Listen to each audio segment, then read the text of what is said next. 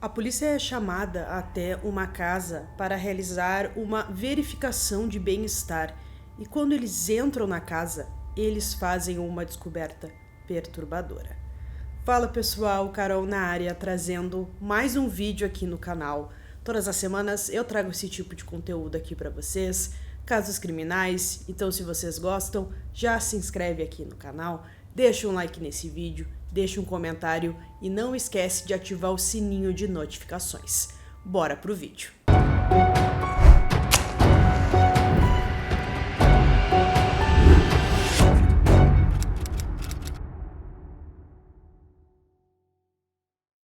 Joanne Wilt nasceu em 25 de janeiro de 1962 e foi descrita como uma mulher muito inteligente. Ela se formou na Universidade da Califórnia em engenharia metalúrgica e logo depois ela já conseguiu um bom emprego. Apesar de ser bem-sucedida financeiramente, ela tinha um grande sonho: ser mãe. Ela sempre se imaginou como mãe, construindo a família perfeita.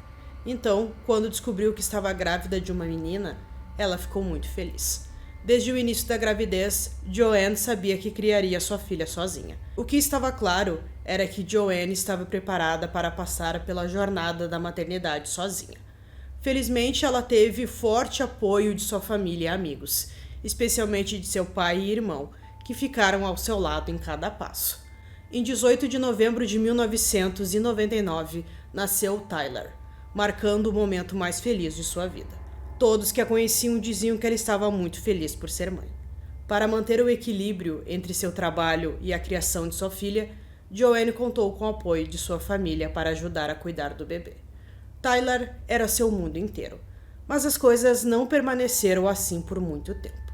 Quando Tyler estava com apenas 5 anos, Joanne perdeu a custódia dela por 6 meses. O motivo disso seria por abuso físico.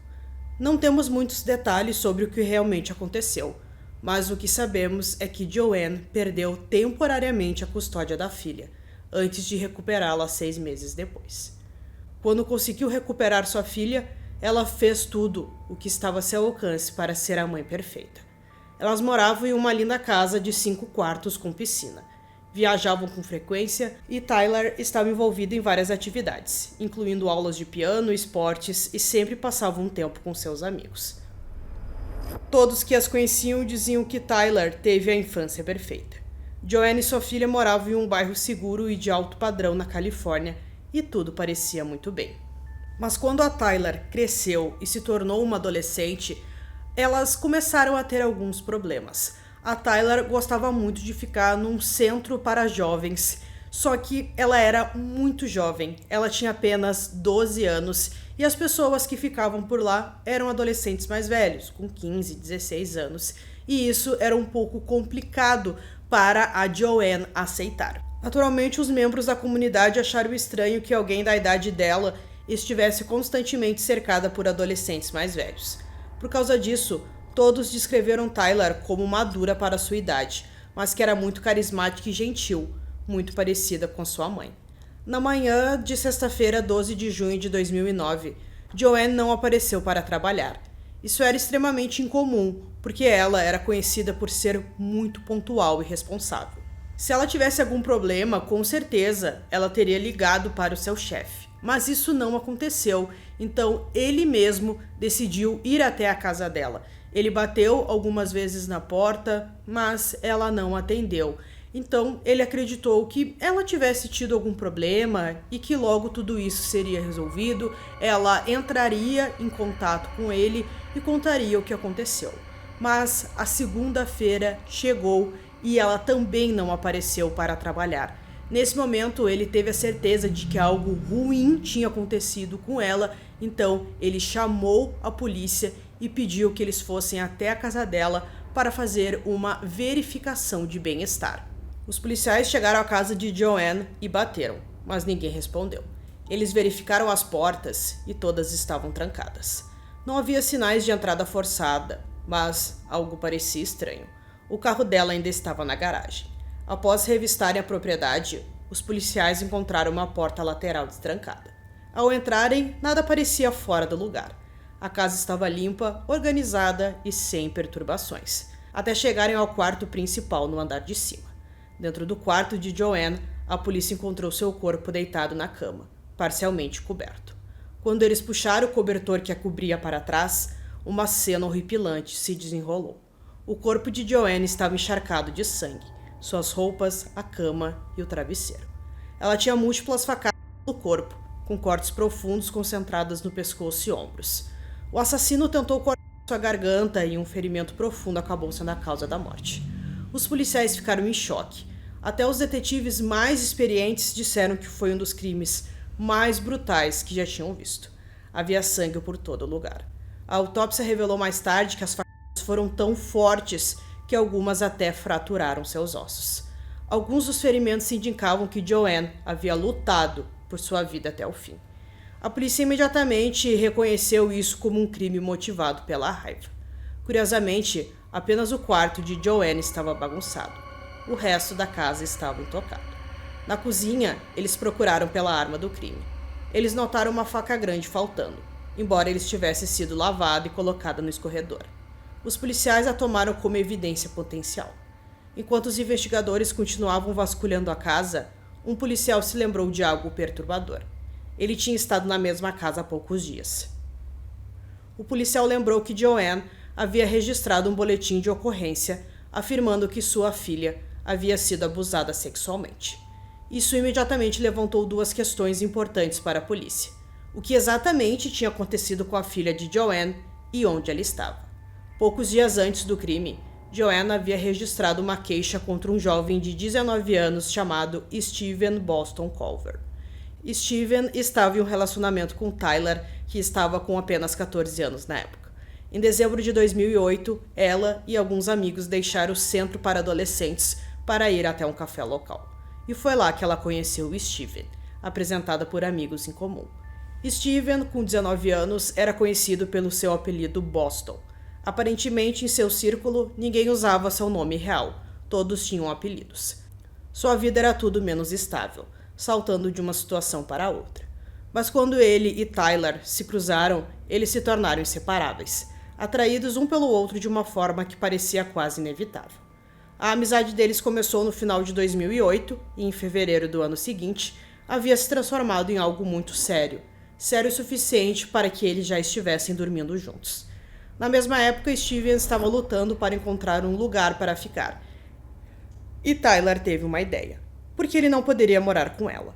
Ela e sua mãe viviam em uma casa enorme de 5 quartos, então na mente dela havia muito espaço para ele também.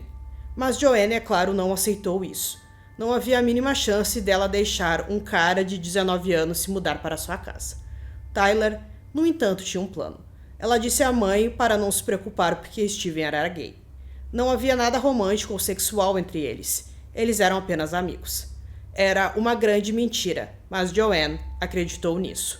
Por fim, ela deixou Steven se mudar para casa com elas. Tyler até contou à mãe que ele era um estudante universitário e trabalhava em um restaurante mexicano que pagava pouco. Então Joanne ficou com pena dele. Ela queria ajudá-lo a se reerguer. No começo, ter Steven em casa parecia a melhor decisão de todas. Joanne até disse às suas amigas que ele era um bom homem que ajudava em casa, levando lixo para fora, limpando e ajudando nas tarefas.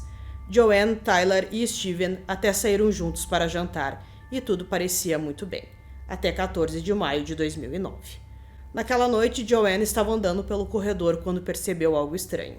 Tyler não estava em seu quarto e a porta de Steven estava fechada. Ela procurou por sua filha pela casa inteira. Nenhum sinal dela. Finalmente, ela bateu na porta de Steven. Ele abriu e estava sem camisa. Joanne então perguntou onde Tyler estava, mas o jovem respondeu que não tinha ideia. Os olhos de Joanne se voltaram para o armário, já que a porta estava entreaberta. Ela abriu a porta do armário e encontrou sua filha dentro, sem roupas. Joanne ficou furiosa e mandou Steven ir embora. Depois que ele foi embora, Joanne entrou com uma queixa contra ele por agressão sexual. Mas o processo não deu em nada porque Tyler negou tudo. Ela insistiu que não havia nenhum relacionamento entre eles, alegando que sua mãe tinha inventado tudo. Isso tornou o relacionamento das duas muito difícil. Como qualquer adolescente, Tyler estava muito rebelde e não queria ser controlada. Toda a situação criou uma barreira entre elas. No dia 17 de maio, Joanne não conseguiu encontrar sua filha, então chamou a polícia. Quando a polícia chegou, ela contou tudo sobre Tyler e Steven, mas no final foi um alarme falso. Os policiais ligaram para ela e ela disse que estava apenas na casa de uma amiga, que estava segura e tudo estava bem. Os policiais foram até a casa e a levaram de volta. Mais uma vez, na viagem de volta, Tyler disse a eles a mesma coisa. Não havia nada entre ela e Steven, e sua mãe estava exagerando. No dia 10 de junho, a Joanne fez uma descoberta muito chocante quando sua filha não estava em casa. Ela entrou no quarto da filha e encontrou um diário, e quando ela leu, ela ficou chocada, porque estava tudo explícito ali do relacionamento dela com o Steven, que até eles estavam dormindo juntos e tal, e a mãe ficou desesperada nesse momento. Joanne finalmente tinha provas. Essa era evidência de que ela precisava para prender Steven. Para Joanne, uma coisa era clara: Tyler e Steven não tinham intenção de terminar as coisas. Eles estavam muito envolvidos nisso.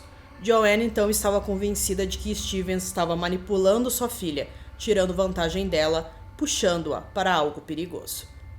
Então, na quinta-feira, 11 de junho, Joanne levou o diário direto para a polícia.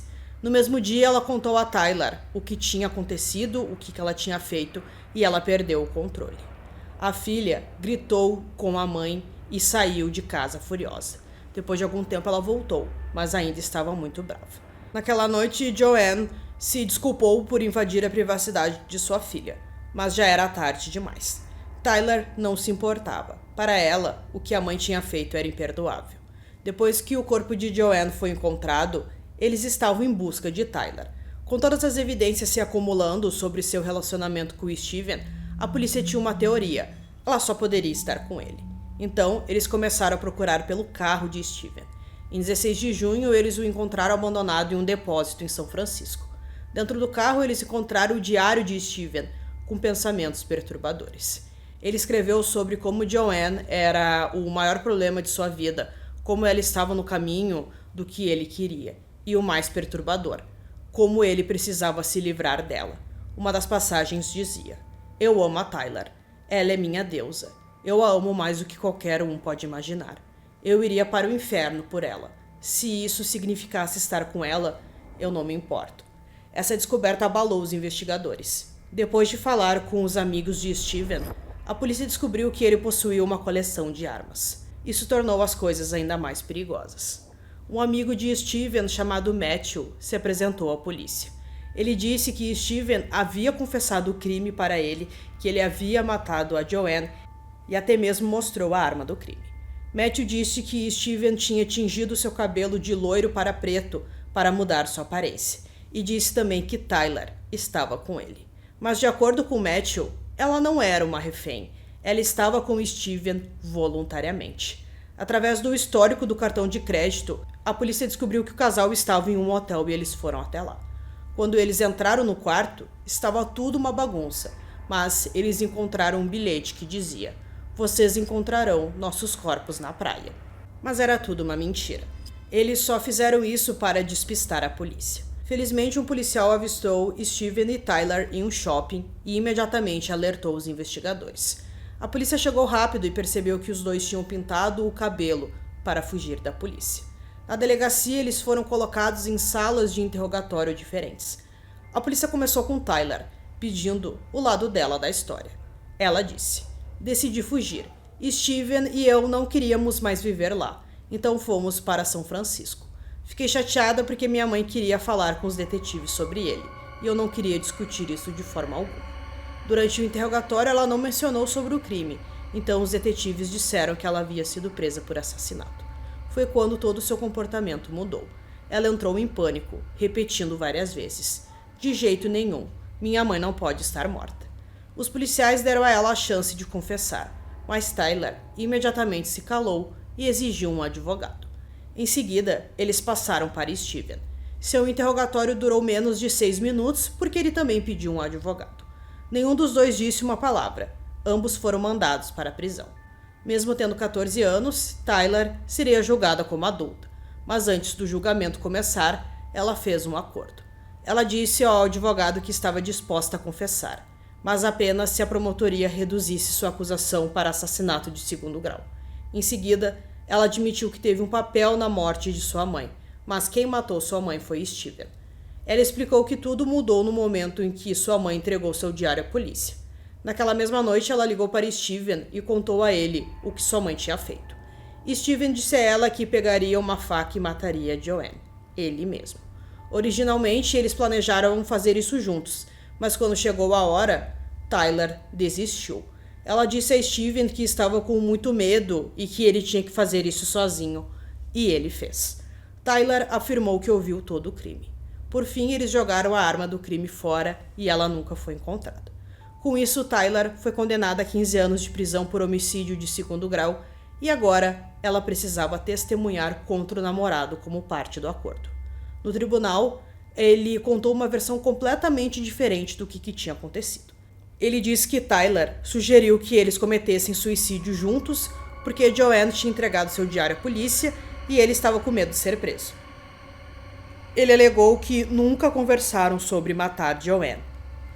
Steven disse que naquela noite Tyler ligou para ele em pânico e quando ele chegou em sua casa, a encontrou segurando uma faca suja de sangue.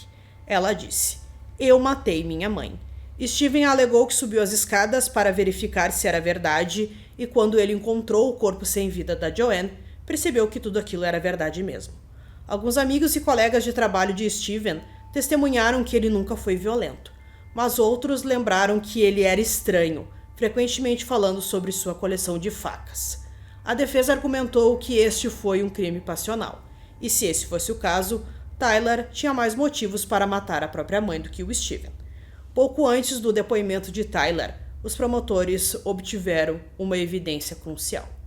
Um DNA masculino encontrado sob as unhas de Joanne e em seu joelho. Não foi suficiente para um perfil de DNA completo, mas correspondeu aos arranhões nos braços de Steven. Após 4 horas de deliberação, em 15 de junho de 2011, Steven Culver foi considerado culpado de assassinato em primeiro grau e sentenciado à prisão perpétua, sem possibilidade de liberdade condicional. Ele permanece em uma prisão da Califórnia até hoje. Tyler já cumpriu sua pena e foi solta em 26 de agosto de 2022. Então, pessoal, concluindo esse caso aqui para vocês, casos que envolvem filho tirando a vida da mãe ou ao contrário, são sempre casos bem chocantes. Então a gente não tem a certeza exatamente do que aconteceu, se foi ela, se foi ele. Bom, a polícia acreditou que ele foi o responsável pelo crime, que foi ele que usou a faca e fez tudo aquilo naquela noite. Por isso, a pena dela foi menor, até porque ela era menor de idade também. Mas mesmo assim, é um caso muito terrível. Então eu peço que vocês deixem as opiniões de vocês aqui nos comentários. Então eu espero que vocês tenham gostado desse vídeo. Esse foi mais um vídeo aqui no canal Durmam Bem. E até o próximo.